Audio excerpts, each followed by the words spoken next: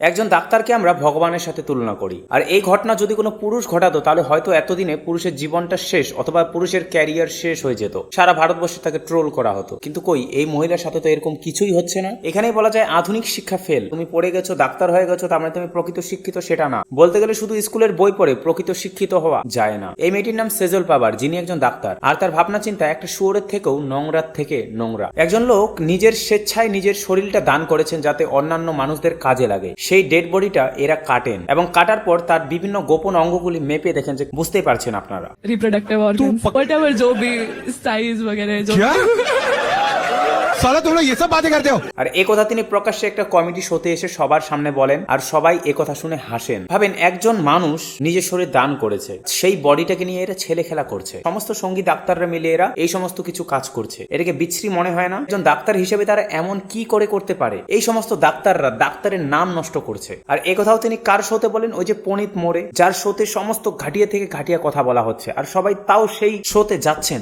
ভাবতে পারছো আমাদের দেশের ছেলে মেয়েদের মানসিকতা কতটা খারাপ হয়ে গেছে? এখন সেই 370 টাকার বিরিয়ানির কেসটার কথা মনে করুন। সেখানে ছেলেটার কাছ থেকে সমস্ত কিছু কেড়ে নেওয়া হলো, ছেলেটিকে চাকরি থেকে বের করে দেওয়া হলো, কিন্তু এখন এই মেয়েটার সাথে কই? মেয়েটার কি চাকরি যাবে না? আচ্ছা, ছেলেরা করলে এটা ভুল, আর মেয়েরা করলে কি? মেয়ে মানুষ ভুল হতেই পারে, তাই না?